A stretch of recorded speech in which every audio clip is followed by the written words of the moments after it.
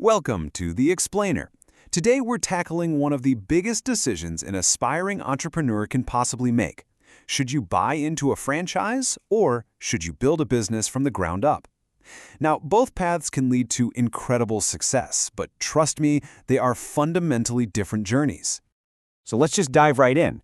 On one side, you've got the franchise. Think of it as a business in a box. It's a proven, tested system, but that feeling of safety, it comes with a higher price tag and a lot less personal control. On the other side, you have the independent startup.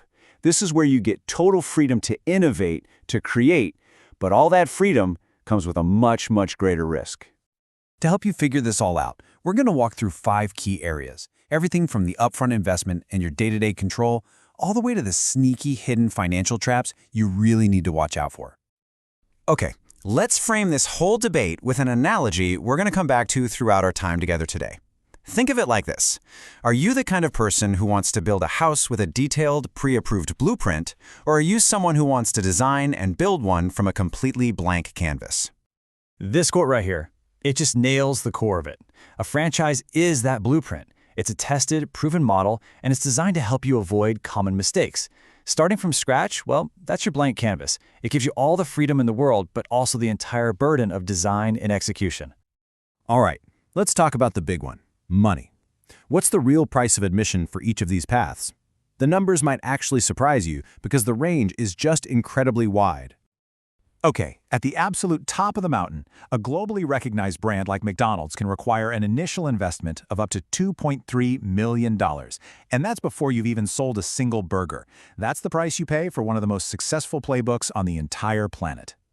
Now, on the complete opposite end of the spectrum, you could, in theory, get a small, independent business off the ground for as little as $3,000. But, as we're about to see, that super low barrier to entry, that's just the very beginning of the financial story. Now, what's really interesting here is where most people actually land. The reality is, it's somewhere in between those two extremes. A typical franchise investment averages around $150,000. For independent startups, the average is closer to $40,000.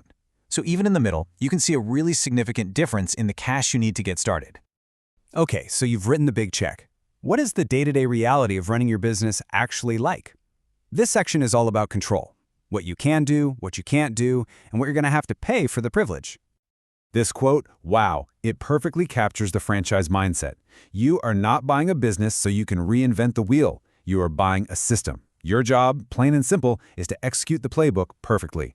So if you're the kind of person who likes to question the rules and do things your own way, a franchise might drive you absolutely crazy. And that playbook? Yeah, it's not a one-time purchase. It's more like a subscription. Franchisees pay ongoing royalty fees. We're talking 4 to 20% of your gross sales, plus marketing fees that go straight back to the mothership. Now, independent owners, they keep all their profits, sure, but they also have to carry the entire cost and the immense pressure of building a brand from absolute zero. So here's the crucial trade-off, right? It's becoming pretty clear. Franchises offer a safety net. You get a proven model, you get instant brand recognition, and you get marketing support. Heck, even banks love them because they're seen as lower risk. Startups, on the other hand, offer something totally different. Complete creative and operational freedom, plus potentially way higher profit margins since you're not paying all those ongoing fees. So with all these trade-offs, what does this all mean for the bottom line? I'm talking about survival. This brings us to probably the most dramatic part of our whole comparison, the actual odds of success. What are your chances of still being in business 5 years from now? And this, right here, illustrates the value of that playbook perfectly. The numbers are just staggering. After 5 years, a remarkable 85% of franchises are still open for business. Now compare that to independent startups, where only 50% make it. It's literally a coin toss. Half of them are gone. Which leads us to the critical question, why? What is causing this massive gap in survival rates? What are the fatal mistakes that sink so many independent businesses while their franchise buddies manage to stay afloat? And when you look at the data, it's fascinating. The top reasons startups fail are the exact problems that a good franchise is designed to solve for you right out of the gate.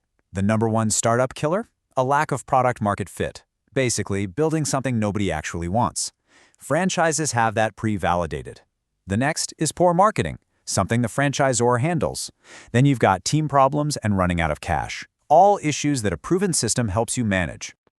But hold on, it's not like the franchise path is a guaranteed walk in the park. Failure isn't just for startups. Both paths are littered with hidden financial traps. These are the unexpected costs that can sink an unprepared owner, whether you bought a blueprint or you're drawing your own. For franchisees, one of the biggest traps is what I call the build-out black hole. You're required to build or renovate your location to the brand's exact specs, but those vague initial estimates, they can easily balloon, sending your construction costs through the roof before you've even opened your doors. And then there are the mandatory tech upgrades, which can be brutal. The franchisor decides it's time for a new point-of-sale system or some fancy new software, and you are required to buy it, whether your cash flow is ready for that hit or not. You don't get a vote. And, thinking long-term, your franchise agreement doesn't last forever. At the end of your term, usually 5 or 10 years, renewing isn't free. Nope. It often comes with a hefty renewal fee and a contractual obligation to pay for a complete, and very costly, store modernization. Now, for you startup founders, the traps look a bit different. They're often legal landmines. In the hustle to get started, it's so easy to misclassify early employees, which can trigger huge penalties down the road. Or maybe a founder violates a non-compete from a previous job, sparking a lawsuit that can bankrupt a young company before it even gets going. These are the kinds of unforced errors that a franchise system is designed to help you avoid. So what's the big takeaway from all this? It's the absolute need for due diligence.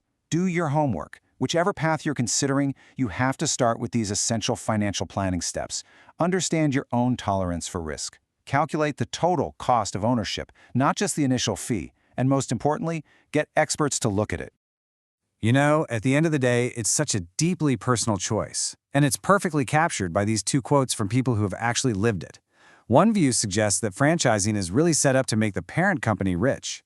The other view sees the chaos of a startup as something you'd never want to repeat. And honestly, both are completely valid experiences. And this brings us right back to where we started, to our core analogy. The final decision is yours. You've seen the stability of the blueprint, and you've seen the total freedom of the blank canvas. Which path aligns with your money, your personality, and your ultimate vision of success?